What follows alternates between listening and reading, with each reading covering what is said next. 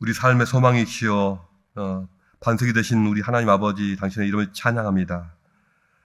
주여 저희가 저희의 삶을 날마다 주 앞에서 돌이키며 또 돌아보며 하나님 뜻에 합당한지 늘 생각하게 하여 주시옵소서.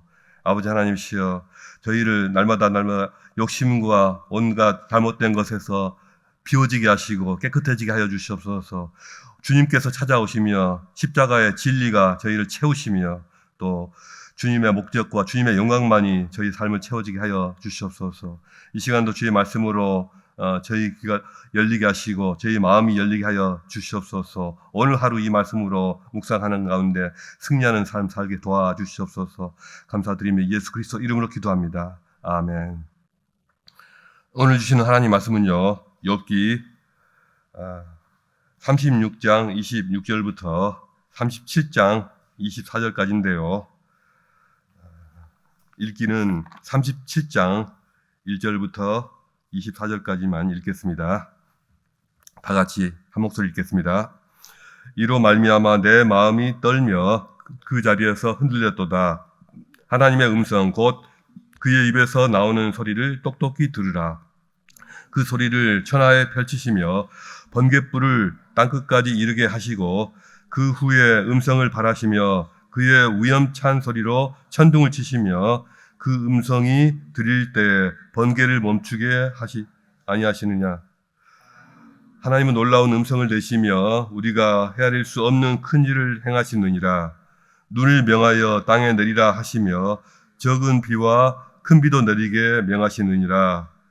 그가 모든 사람의 손에 표를 주시어 모든 사람이 그가 지으신 것을 알게 하려 하심이라. 그러나 짐승들은 땅속에 들어가 그 초소에 머무느니라. 폭풍우는 그 밀실에서 나오고 추위는 북풍을 타고 오느니라. 하나님의 입김이 얼음을 얼게 하고 물의 너비를 줄어들게 하느니라. 그는 구름에 습기를 실으시고 그의 번개로 구름을 흩어지게 하시느니라. 그는 감싸고 두시며 그들의 할 일을 조종하시느니라. 그는 땅과 육지 표면에 있는 모든 자들에게 명령하시느니라. 혹은 징계를 위하여, 혹은 땅을 위하여, 혹은 긍휼을 위하여 그가 이런 일을 생기게 하시느니라. 욥이여 이것을 듣고 가만히 서서 하나님의 오묘한 일을 깨달으라. 하나님이 이런 것들에게 명령하셔서 그 구름의 번개로 번쩍거리게 하시는 것을 그대가 아느냐. 그대는 겹겹이 쌓인 구름과 완전한 지식의 경이로움을 아느냐. 땅이 고요할 때 남풍으로 말미암아 그대의 의복이 따뜻한 까닭을 그대가 아느냐.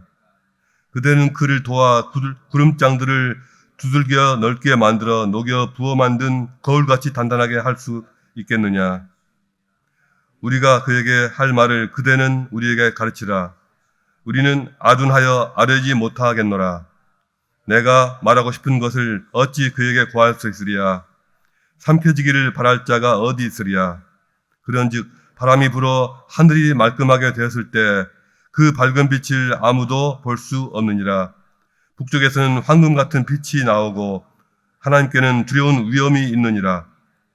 전능자를 우리가 찾을 수 없나니 그는 권능이 지극히 크사 정의나 무한한 공의를 굽히지 아니하심이니라. 그러므로 사람들은 그를 경외하고 그는 스스로 지혜롭다 하는 모든 자를 무시하시느니라. 아멘. 할렐루야. 아멘입니다. 오늘 설교의 제목은 불합리한 이 세상입니다. 오늘 본문은 엘리후의 마지막 발언이면서 또 바로 뒤에 나타나실 여호와 하나님의 오심을 준비하는 의미가 있는 말씀입니다. 구약 성경에서 욥기는 시편, 잠언, 또 전도서와 함께 지혜서로 분류되고 있지 않습니까? 고대 사람들이 생각하기로 인간이 도달할 수 있는 최고의 지혜는 무엇이냐? 그것은 자연 만물 안에서 섭리하시는 하나님을 묵상하고 깨닫는 것이라고 여겼던 것 같습니다. 그 하나님을 묵상하면서 삶의 순간순간마다 하나님을 경외하는 것이 최고의 지혜라는 것입니다. 그런데 엘리후의 발언은 하나님께서 스스로 자신을 계시하지 않을 때 인간의 지혜가 도달할 수 있는 그 한계도 동시에 보여주고 있습니다. 36장 후반부, 그것도 오늘 본문인데요. 이 구절들에서 엘리후는 창조 세계에 나타난 하나님의 위대하심을 설명하고 있습니다. 그러면서 이 초월적인 하나님과 대화하고 싶어하고 소통하고 싶어하는 욥이 얼마나 어리석냐, 너 말도 안 돼, 이렇게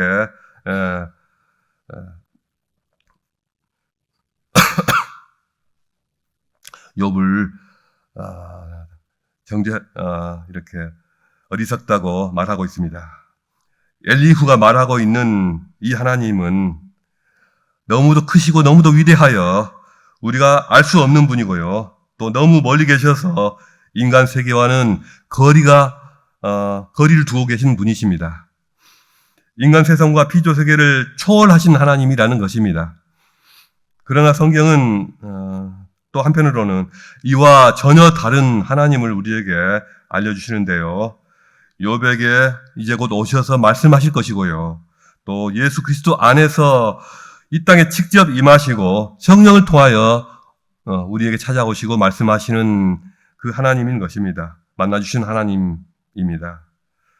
엊그제 말씀드린 것처럼 인간 세상과 우주를 초월하시는 하나님과는 또 다른 모습의 하나님, 인간 세상과 피조 세계에 찾아오시고 함께 하시는 내주하시는 하나님도 있으신 것입니다. 엘리후는 계속해서 이 37장에서 폭풍과 천둥과 번개를 주관하시는 하나님에 대해서 묘사하고 있습니다. 그 하나님은 인간이 도무지 범접할 수 없는 하나님입니다. 하나님은 물로 구름을 적시고 번개로 구름을 흩으시며 번개의 방향을 정하기도 하시고 또 비구름으로 사람을 징벌하기도 하시고 이롭게도 하십니다. 하나님께서는 눈과 이 보슬비 그리고 큰 비, 폭우를 내리기도 하시고 또 남방의 광풍과 또 북방의 찬 바람을 일으키시고 얼음을 얼게 하시고 또 큰 구름을 일으키시는 일들을 하십니다. 자연의 이 모든 일들을 그저 무의미하거나 목적 없이 행하지는 않으십니다. 목적을 가지고 행하십니다. 자연은 스스로 자연 법칙만으로 의미 없이 진행되는 세상이 아니라는 것입니다. 그럼에도 자연의 이치와 이 돌아가는 모든 자연 현상 가운데서 우리 인간이 이해할 수 있는 목적이 무엇인가? 왜 이렇게 하시지? 그 이유가 도대체 뭘까? 우리가 알 수 있는 것이 얼마나 되는가 하고 엘리후는 묻고 있습니다. 지난주에 어느 날인지 정확하게 날짜는 기억나지 않지만요. 저는 밖에 있었는데 갑자기 하늘에 구름 위에서 섬광이 번쩍번쩍 하는 것을 보았습니다. 무슨 소리도 전혀 안 나는데 그저 구름 위에 하늘이 한참 동안이나 번쩍번쩍 하는 것이었습니다. 저게 뭐지? 왜 저럴까? 순간적으로 생각했는데 조금 후에 하늘이 어두워지더니 하늘에서 우박이 막 쏟아지기 시작했습니다. 기억나십니까? 아, 그게 번개였구나 생각했습니다. 나중에 확인해 보니 그 우박을 맞아가지고 저희 집 뒤뜰에 키우고 있던 상추, 토마토 또 이런 여러 가지 모종들이 잎사귀가 다 찢어지고 가지들이 부러졌습니다. 저는 그 번개나 우박을 보고서도 두려운 생각은 전혀 들지는 않았습니다. 오늘날에야 과학이 발달했기 때문에 이 대기 중에 있는 마이너스 전기와 또 비구름 속에 있는 플러스 전기가 서로 부딪혀서 스파크가 튀어서 그러는 거구나 하고 모두가 다 이해하고 있습니다. 그렇다고 해서 우리가 이러한 자연 현상을 바라보면서 대자연과 창조주 하나님에 대한 경외심을 모두 잃어버린 것은 아닙니다. 우리는 여전히 대자연의 신비 속에서 하나님을 느끼고 또 하나님을 묵상합니다. 그런데 욥이나 엘리후와 같은 옛날 사람들은요, 이런 일들 속에서 하나님께서 사람을 징벌하시거나 또 혹은 사람에게 복을 주신다고 믿었습니다. 어찌 그 생각이 틀렸다고 말할 수가 있겠습니까?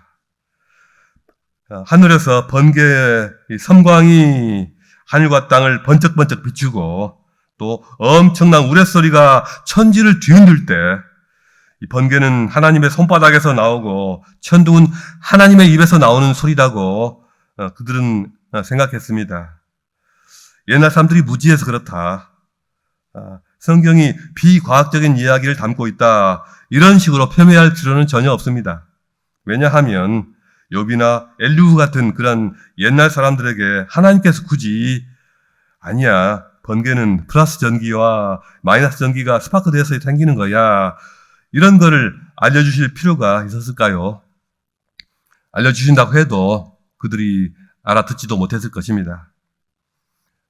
나중에 때가 되면 스스로 알게 되겠지, 아마 이렇게 생각하셨을 것입니다. 그렇다면 우리는 어떻습니까? 현대를 살고 있는 우리는 다 알고 있냐고요? 전혀 그렇지 못합니다. 이 세상 만물의 모든 일들이 왜 일어나는지, 그 이유가 무엇이고 목적이 무엇이고 원인은 무엇인지 다 안다고 할 수가 있습니까? 전혀 아닙니다.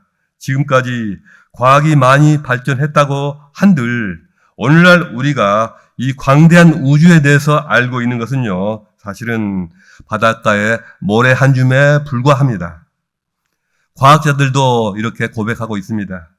하나님께서 욥이나 엘리후에게 모든 것을 다 알려주실 수가 없었던 것과 마찬가지로 우리에게도 모든 것을 다 알려주실 수가 없는 것입니다. 다 알려주신다고 한다면 아마도 우리는 머리가 터지고 말 것입니다. 우리가 다 감당을 하지 못하는 것입니다. 성경은 그런 것들보다도 더 중요한 것에 집중하고 있습니다. 그렇습니다. 엘리후의 입을 통해서 하나님께서 우리에게 말씀하시는 것은, 우리에게 가르쳐 주시는 것은 번개와 천둥이 생겨나는 이유와 원인 같은 그런 것이 아니라 다른 것을 말씀합니다. 하나님께서 지으신 천지 만물과 이 천지 만물의 배후에 계시는 하나님이 얼마나 크고 놀라우시며 얼마나 신비로우시며 얼마나 대단하신가, 그것을 묵상하고 그것을 기억하고 그 앞에서 늘 겸허한 자세로 살라고 하시는 것입니다. 뿐만 아니라 그 하나님의 능력과 그 영광에 참여하게 될 것을 소망 중에 바라보며 기대하며 살라는 것입니다. 하나님은 참으로 인간의 지혜로 측량하기 어려운 분이십니다. 그리고 그분이 만드신 이 천지 만물도 마찬가지고요. 우리 삶도 마찬가지로 우리의 머리로, 우리의 지혜로 측량하기가 참 어렵습니다. 왜 그럴까요? 알기 쉽게 표현하자면 우리가 느끼고 인지하고 생각하는 이 차원과 하나님이 거하시고 하나님이 일하시는 그 차원이 다른 차원이기 때문입니다. 쉬운 예를 들어 설명하겠습니다. 간단한 도형 문제입니다. 여러분이 책상 위에 종이를 한 장을 올려놓습니다. 흰 종이를 올려놓고 거기에 자를 재서 자로 삼각형을 하나 그렸다고 생각해 보십시오. 그 삼각형에 세 변이 있지 않습니까? 그리고 세 각이 있지 않습니까? 그 각을 각도계로 정확하게 재서 각을 다 더해보면 몇 도가 나오나요? 중학교 때 배우셔가지고 혹시 잊어버리신 건 아니시죠? 180도입니다. 자, 그러면요, 이번에는요, 공기가 빵빵하게 차 있는 커다란 풍선이 있다고 한번 가정해 보십시오. 커다란 풍선이 공기가 빵빵하게 차 있습니다. 그 풍선 위에다가 정확하게 삼각형을 이렇게 그려봅니다. 거기에 그려진 삼각형에 세 각을 더하면은 몇 도가 될까요? 180도가 아니겠냐라고 생각하신다면은 아니거든요. 아닙니다. 190도가 될 수도 있고 200도가 경우에 따라서는 200도가 넘을 수도 있습니다. 왜 그러지? 왜 이런 일이 생겨나지? 그것은 한번 궁금하시면 한번 가서 실험해 보십시오. 자, 왜 그러냐? 이 책상 위에 평면에서 2차원에서 일어나는 일, 그것은 거기서는 180도였는데요. 풍선은 뭘로 가졌습니까? 볼록한 곡면입니다. 그것은 3차원입니다. 3차원이라서 180도가 아니고 훨씬 더 커지는 것입니다. 차원이 올라가면서 전혀 다른 현상이 나타나는 것입니다.